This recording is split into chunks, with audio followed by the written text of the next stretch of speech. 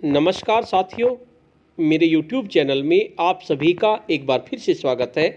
साथियों, जैसा कि आपको अवगत है, आप सभी के निष्ठा के प्रशिक्षण चल रहे हैं। ये प्रशिक्षण आपके 15 जनवरी 2021 तक चलेंगे। उसके बाद 16 जनवरी 2021 से 30 जनवरी 2021 तक उन शिक्षकों के प्रशिक्षण चलेंगे जिनके किसी कारणवश कोई प्रशिक्षण छूट गया है।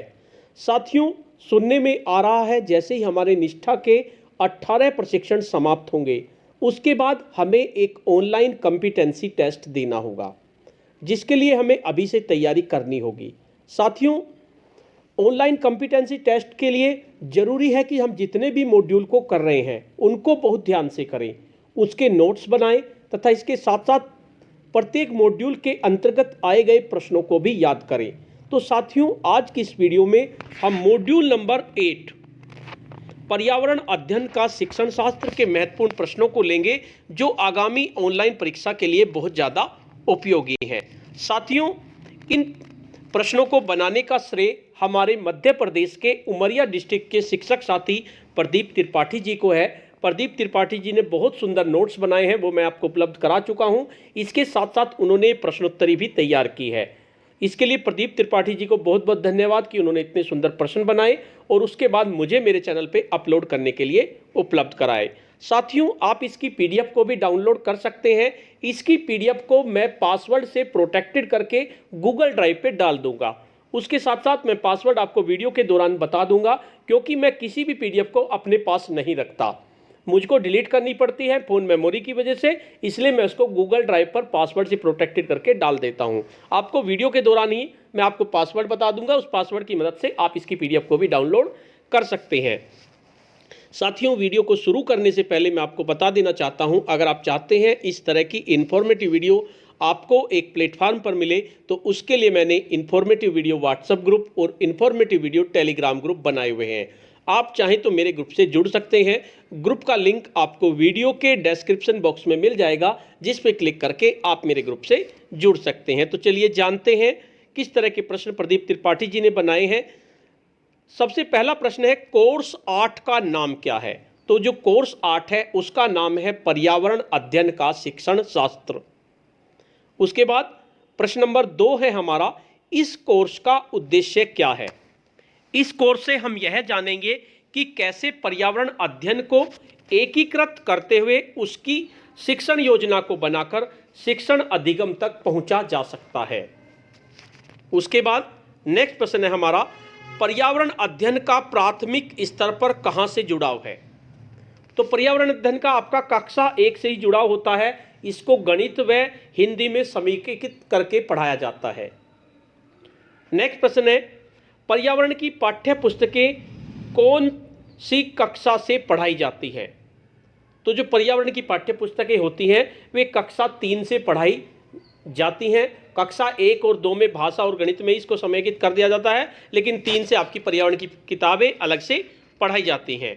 उसके बाद नेक्स्ट प्रश्न है, ईवीएस फर्स्ट और सेकंड क्या है? यानी ईवीएस फर्स्ट क्या है और ईवीएस सेकंड क्या है? इसके आपको 4 ऑप्शन दिए हुए हैं, विज्ञान संस्कृत, हिंदी गणित, विज्ञान सामाजिक विज्ञान, हिंदी और अंग्रेजी।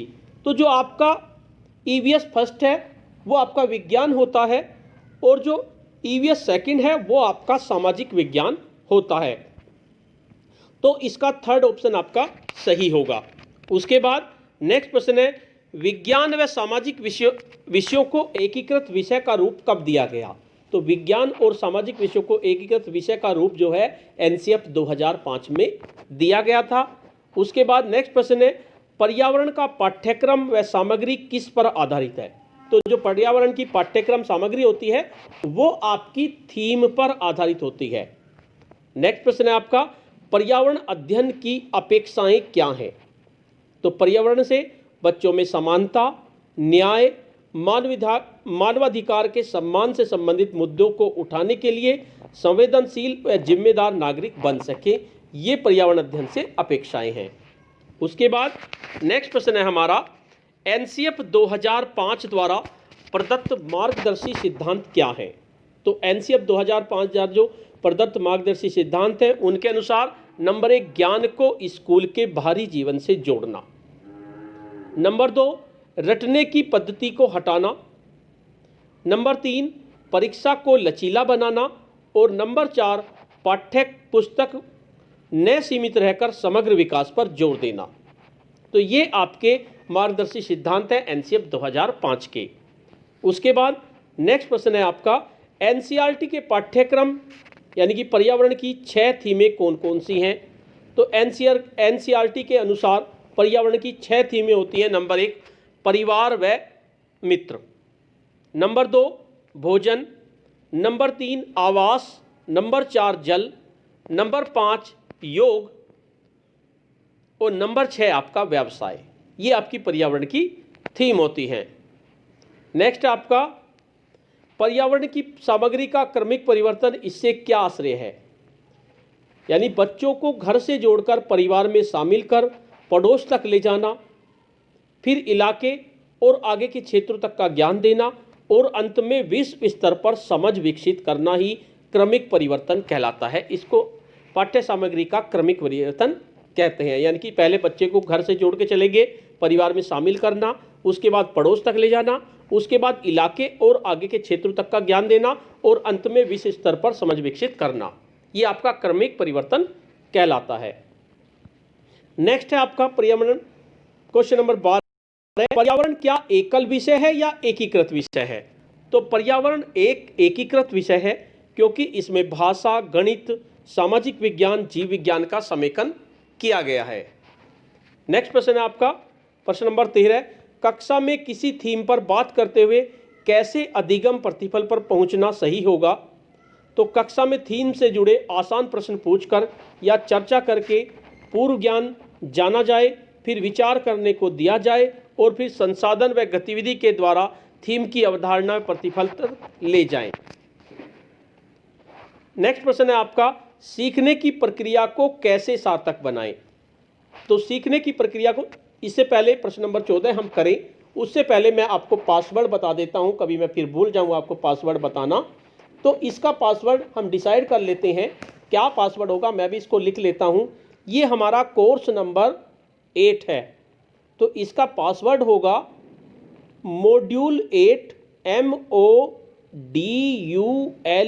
ध्यान से सुन लीजिए, फिर आप कहते हैं पासवर्ड गलत है सर, पासवर्ड ये है वो है, तो मैं आपको सही बता रहा हूं। जो पासवर्ड मैं आपको बोल रहा हूं उसी पासवर्ड को मैं इसका रखूंगा, मॉड्यूल 8। यानी कि सभी आपको स्मॉल लेटर्स का यूज करना है। मॉड्यूल MODULE, मॉड्यूल 8 का मतलब 8 @ का निशान लगाएंगे उसके बाद, और उसके बाद इसको सीधा सीधा हम लिख देंगे EVS, यानी छोटा ई छोटा वी, यानी कि आपको स्मॉल लेटर्स का यूज करना है सभी में, कोई भी कैपिटल लेटर्स आपका यूज नहीं हुआ है। और इसका पासवर्ड होगा मॉड्यूल 8 @EVS। मैंने ये लिख दिया है और इसी पासवर्ड को मैं रखूंगा, चेक करके रखता हूं। उसके बाद भी आप लोग बता देते हैं कि पासवर्ड गलत है, पता नहीं क्या गड़बड़ करते हैं पासवर्ड। मैं सारे पासवर्ड चेक करके डालता हूं, तो इसका पासवर्ड आपका ये होगा। तो अब देखते हैं क्वेश्चन नंबर 14 को, एक बार फिर दोबारा से सुन लीजिए, module 8 @EVS, MODULE @EVS। Question number 14, सीखने की प्रक्रिया को कैसे सार्थक बनाएं। तो सीखने की प्रक्रिया को सार्थक बनाने के लिए सर्वप्रथम चर्चा करना, अवलोकन करना, व्यक्त करना, व्याख्या करना, वर्गीकरण करना, संप्रेषण करना, प्रयोग करना, अनुमान लगाकर बनाया जा सकता है। उसके बाद नेक्स्ट प्रश्न है प्रश्न नंबर 15, पर्यावरण अध्ययन के शिक्षण की कार्यनीति क्या क्या है। तो पर्यावरण अध्ययन के शिक्षण की कार्यनीति में सबसे पहले परियोजनाएं आ जाएंगी, नंबर 2 पे परिचर्चा, नंबर 3 पे प्रयोग व अन्वेषण यानी कि इन्वेस्टिगेशन, नंबर 4 पे सर्वेक्षण व साक्षात्कार, नंबर 5 पे अनुभव साझा करना, नंबर 6 भूमिका निर्वाह और नंबर 7 क्षेत्र भ्रमण। ये आपकी पर्यावरण अध्ययन के शिक्षण की कार्यनीति के अंतर्गत आएंगे। उसके बाद नेक्स्ट प्रश्न है आपका, पर्यावरण शिक्षण अधिगम के संसाधनों के नाम बताइए। तो पर्यावरण शिक्षण अधिगम के संसाधनों के अंतर्गत आपकी पाठ्य पुस्तक आ जाएंगी, वेब संसाधन आ जाएंगे, मीडिया, ऑडियो, वीडियो, चित्र, वस्तुएं, अन्य पुस्तकें, ये आपके पर्यावरण अध्ययन अधिगम के संसाधनों के रूप में जाने जाते हैं। और आपका लास्ट प्रश्न है, पर्यावरण अध्ययन से क्या संभव है? तो पर्यावरण अध्ययन को सुनियोजित तरीके से संप्रेषण से बच्चे जागरूक, विश्वास से पूर्ण व संवेदनशील बनेंगे। तो ये आपके प्रश्न हुए। ये लास्ट प्रश्न था आपका, प्रश्न नंबर आपका 17 प्रश्न इसमें दिए गए हैं। तो साथियों, काफी महत्वपूर्ण प्रश्नोत्तरी बना प्रदीप त्रिपाठी जी ने, इसके लिए उन्हें बहुत बहुत धन्यवाद कि उन्होंने इतने सुंदर प्रश्न बनाए। तो साथियों, आप इसकी पीडीएफ को डाउनलोड कर लीजिए और इसके साथ साथ तैयारी मेरे साथ करते रहिए। हो सकता है, ऐसा भी हो सकता है कि टेस्ट ना हो, वैसे ही अफवाह हो, लेकिन जिस तरह से मध्य प्रदेश में तैयारी चल रही है उसको देखते हुए लगता है कि टेस्ट अवश्य होगा, इसलिए आप तैयारी जरूर करें। तो साथियों, आपको ये वीडियो कैसी लगी? अगर आपको ये वीडियो अच्छी लगी तो इस वीडियो को लाइक कीजिए, शेयर कीजिए और वीडियो पे कमेंट्स कीजिए। और अगर आप मेरे चैनल पे नए हैं, पहली बार मेरे चैनल को देख रहे हैं, तो चैनल को सब्सक्राइब कर लीजिए और बेल के आइकन को प्रेस कर दीजिए, जिससे कि आपको नेक्स्ट वीडियो का नोटिफिकेशन मिल सके। धन्यवाद।